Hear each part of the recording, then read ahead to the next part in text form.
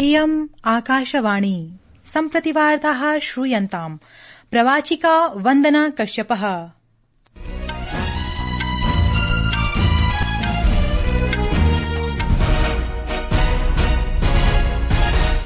आदौ मुख्यवार्ताः।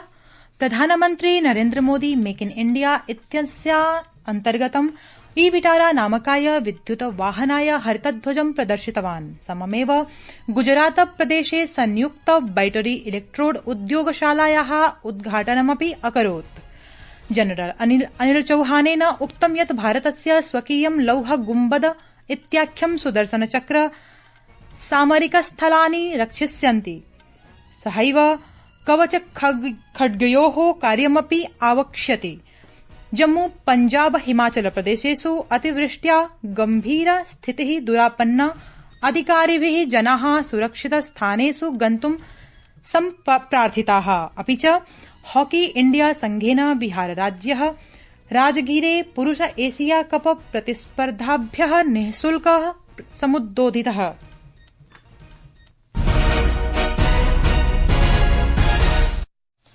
अथ वार्ताः विस्तरेण। प्रधानमन्त्रिणा नरेन्द्र मोदिना प्रोदीरितं यद्यद् भारतस्य मेक इन इण्डिया इत्यस्य यात्रायां नूतनाध्यायः उपनिबध्यते। अयं दिवसः तावत् देशस्य लक्षद्वयोः मेक इन इण्डिया मेक फॉर द वर्ल्ड इत्यनयोः प्राप्यते ये विशेषं महत्वमावहति। गुजरात प्रान्ते टीडीएस लिथियम आयन इत्यस्य बैटरी प्रयोगशालायां हाइब्रिड बैटरी इलेक्ट्रोड उत्पादनस्य लोकार्पणानन्तरं एकां जनसभा सम्बोधितवान् श्रीमोदी असौ प्रावोचत् यत् अवसरोऽयं भारत जापानयोः मैत्री नूतन विस्तारं प्रदद्यात्। भारत के पास डेमोक्रेसी की शक्ति है और भारत के पास डेमोग्राफी का एडवांटेज है हमारे पास, इसलिए कि हमारे हर पार्टनर के लिए विन विन सिचुएशन बनाता है। मारुति सुजुकी जैसी कंपनियां मेक इन इंडिया की ब्रांड एम्बेसडर बन चुकी है। श्रीमोदिना प्रोदीरितं यत् भारतस्य पार्श्वे लोकतन्त्रस्य प्रगाढता, जनसांख्यिक्याः लाभः, निपुण कार्यबलस्य च भण्डारः वर्तते। आज से भारत में बने इलेक्ट्रिक व्हीकल्स 100 देशों को एक्सपोर्ट किए जाएंगे। साथ ही आज हाइब्रिड बैटरी इलेक्ट्रोड मैन्युफैक्चरिंग भी स्टार्ट हो रही है। आज का ये दिन भारत और जापान की फ्रेंडशिप को भी नया आयाम दे रहा है। मैं सभी देशवासियों को, जापान को, सुजुकी कंपनी को बधाई देता हूं। प्रधानमन्त्री भारत जापानयोः दृढ सहभागितां प्रकाशयन् 47+200 यावत् आत्मश्रयावाप्तये भारतस्य यात्रायां प्रमुख सहयोगित्वेन जापानस्य भूमिकां समासादितवान्। इतः पूर्वं प्रधानमन्त्रिणा नरेन्द्र मोदिना गुजरातस्य हंसलपुरनगरे भारते निर्मितेभ्यः विद्युच्चालितयानेभ्यः ई-विटारा इत्याख्येभ्यः हरितध्वजः प्रदर्शितः। एतेषां वाहनानां निर्यातः यूरोप, जापान सदृशेषु शताधिक देशेषु करिष्यते। स्वच्छोर्जायाम् आत्मश्रयावाप्तये बृहत् पदक्षेपं सन्धरन् श्रीमोदी बैटरी इकोसिस्टम इत्यस्य अग्रिमचरणस्य शुभारम्भं व्यदधात्। अवधेयास्पदमिदं यत् प्रधानमन्त्री श्रीनरेन्द्र मोदी गुजरातस्य द्विदिवसीय यात्रायामस्ति। एकस्मिन् सोशल मीडिया सन्देशेन तेन प्रोक्तं यद्यतन दिवसः पर्यावरणानुकूल परिवहनस्य क्षेत्रे समेधनेन सह आत्मश्रयावाप्तये भारतस्य प्रयासानां विशेषः कश्चन दिवसः वर्तते। प्रधानमन्त्री श्रीनरेन्द्र मोदी गुरुवासरे स्वाधिकारिक यात्रार्थं जापानदेशं प्रति प्रयास्यति।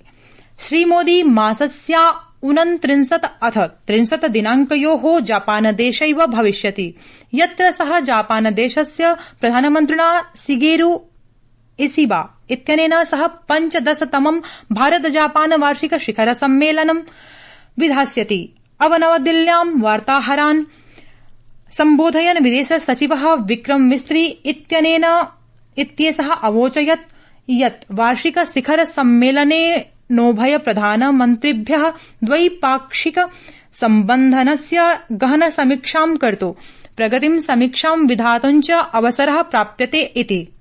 Shri Narendra Modi is embarking on an official visit to Japan on the evening of 28th August. He will be in Japan on the 29th and the 30th of August for holding the 15th India-Japan Annual Summit with the Prime Minister of Japan, His Excellency Shigeru Ishiba. This will be a visit that will be fully dedicated to the bilateral agenda between India and Japan. This is also Prime Minister's 8th visit to Japan.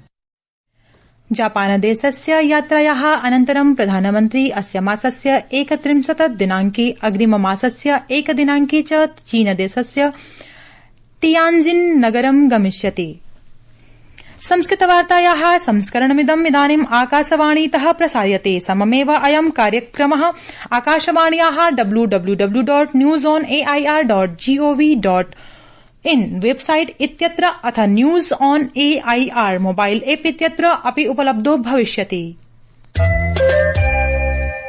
रक्षा प्रमुखः general अनिल चौहानेन उक्तं यत् भारतस्य स्वकीयं लौह गुम्बदम् इत्याख्यं सुदर्शन चक्रं सामरिक नागरिक राष्ट्रिय स्थलानां रक्षणं करिष्यति। सहैव कवच खड्गयोः कार्यमपि आवक्ष्यति। मध्यप्रदेशस्य आर्मी वॉर कॉलेज इत्यत्र अद्यायोजिते 25,200तमे द्विदिवसीय त्रिसैनिक संवादे युद्धस्य युद्धकौशलस्य युद्ध परम्परायाश्च विषये भाषमाणः जनरल चौहान अवदत् यत् एषा प्रणाली शत्रोः वायुक्षेत्राणाम् अन्वेषणार्थं तेषां निराकरणार्थाञ्च उपयुक्तास्ति। It will entail development of robust infrastructure and processes for detection, acquisition, neutralization of enemy's air vectors, including using soft skill and hard skill, both kinetic and directed energy weapons. We will have to look at multi-domain ISR, integration of ground, air, maritime, undersea, space sensors, all becoming a key necessity and integrating them. General चौहानेन उक्तं यत् सिन्दूराभियानम् आधुनिक संघर्षः आसीत्। अस्मात् अनेके पाठाः प्राप्ताः, येषु केचन पूर्वमेव कार्यरूपेण परिणीताः, अपरेषु कार्यं प्रचलति। हिमाचलप्रदेशे अनुवर्तमानवृष्ट्याः सामान्य जीवनम् अस्तव्यस्तं समजायत। अनवरतवृष्ट्याः नद्यः जलपूरिताः, सहैव कतिचित् स्थलेषु भूस्खलनमस्याः अपि दुरापद्यन्ते। ऋतुविभागेन राज्यस्य कांगड़ा चम्बा जनपदयोः अतिवृष्टेः रक्तसञ्चेतना प्रसारिता। अन्येभ्यः कतिपय क्षेत्रेभ्यः पीतसञ्चेतना प्रकाशिता।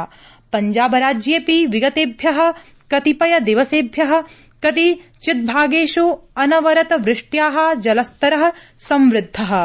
व्यास, रावी, सतलुज इत्येताभिः जलपूरितनदीभिः फजिल्का, फिरोजपुर, कपूरथला, होशियारपुर, गुरसातपुर, पठानकोट सदृशेषु क्षेत्रेषु जलाधिक्यं जातं, येन सामान्य जनजीवनं प्रभावितं वर्तते।